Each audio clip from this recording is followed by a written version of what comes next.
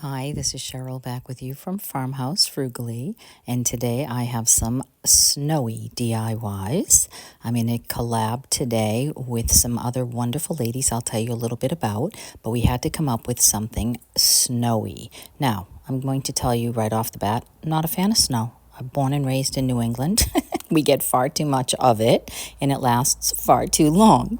But I did have some fun making these, especially the last one. Oh my goodness, the last one is amazing. Do not zip past these others, though. So I am taking a board. This came in a box filled with the same size boards. I'm not sure what the original purpose was, but I sanded this down, took some watered down antiquing wax, and just painted over the entire thing, wiped it back with a paper towel just to get that a stained look. And then once that was completely finished and dried, then I took my, not ruler, but measuring tape here, and I am just taking some black lines, and every inch I am just putting a line so that I have the ruler or yardstick look on the side of this board. And now I'm just using a white or kind of a creamy white snow pen to write some words on this, and I will go over this with white paint afterwards. I just want to get it down, and I can definitely do this a little nicer than I can just freehanding with paint. So this would be great if you happen to have a Cricut to be able to print that out.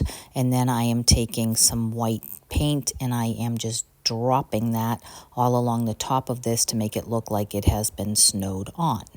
And then once I am done with that, I am going to let that whole thing dry, and then I'm going to pull out a couple of little wooden snowflakes that I had from, I assume, the dollar store, little cutout snowflakes, painting those white and then just hot gluing them on to this snow meter. So a couple of inches snowman, couple more school band, couple more not a fan, couple more off to tan. So hope you like that little meter. I thought that was cute, and you'll have to let me know what you think.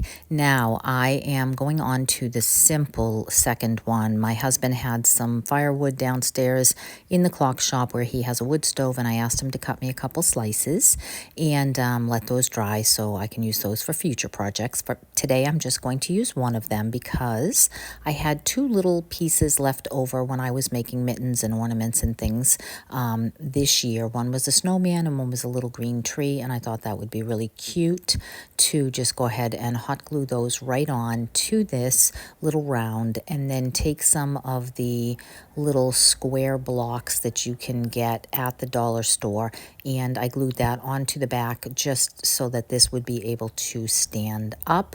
And then I added some snow, and then once I was done with that, I added a pretty green bow ribbon, and that was all that I did to this little one. This is so cute and sweet and would be really great on a little tiered tray, or just anywhere in your little vignette if you're just looking for a few little things for winter that's not necessarily Christmas. So that is all there was to this one. And that takes me on to my favorite. But before I get you there, let me tell you a little bit more about today's collaboration. First, make sure that you have hit the subscribe button and like if you would, please. And also check out my description box for the playlist, which will be listed for all the other creators that are in this collaboration, as well as the host's channel, so you can check out their channels as well. This next DIY, I am using a dollar store sign that I happen to have that was like fruit, but I know they also make this style in like summer, and I am just sanding off the glitter, taking off the ribbon that holds these three arrows together, and then painting over the fruit side with 2 coats of my linen clay-based chalk paint so that you are not able to read the words through the paint, and then letting that dry thoroughly. And then once that is dry, I have this wooden little cupcake cutout that I probably also got at the dollar store, I'm not exactly sure. And I am mixing up some paint colors, and I am attempting to paint, not my forte, and I am trying to match these other little absolutely sweet toll painted items that were actually painted on both sides, and they are the cutest things ever, and I am using them as my inspiration for this piece, attempting to make this look somewhat like they were painted by the same individual. Harder to do than it looks, especially since this is honestly not my best thing to do. But these are just so cute that I am so glad I saved them. I was going to make a mobile for my granddaughter's crib when she was little. I just didn't feel like I had enough pieces, and so I never did, and I'm glad that I saved them. And I am going to glue them to the arrow. And then once I have them on there, putting on a little bit of highlights and a little bit of low lights on my cupcake, because it just doesn't look quite as good as the other ones. And then I do want to, I add a little bit of a shine to the top of mine because somebody had used like an acrylic paint on the other little ones. Then once I have these done, I want to cut out some letters because I don't have the right sized letters to stamp on these signs. I had to print on rice paper the words that I wanted. I didn't trust my freehand, so once I got those decoupaged on, I attached on the back just 2 rulers to keep these 3 together so that this sign would be able to be hung up. I added a twine hanger and decided that the letters are just a little too stark, so I am going to want to add some dark antiquing wax and make this look a little more vintage.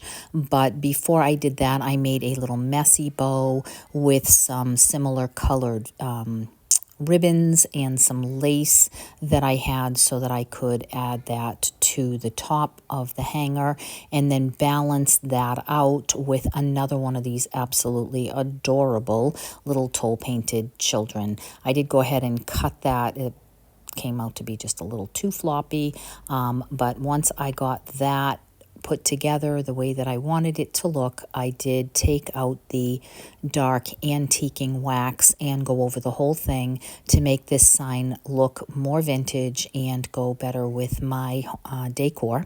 I don't have a lot in this color tone, so I'll probably end up having to sell this sign once I paint over the back of it, but I am really happy with the way that it came out. I think that it would be an absolutely adorable addition to someone's home that decorates for the winter, especially in these pinky, more pastel tones. And you will have to let me know what you think of this, but I think that it really is so sweet because of those toll painted children. So please drop me a line. Let me know which of today's projects was your favorite. Don't forget to check out the playlist in the description box for all the other creators and also the host channels for today's challenge. And I hope I will see you in the next one. Please hit subscribe if you haven't already. Thank you so much for stopping by. Take care.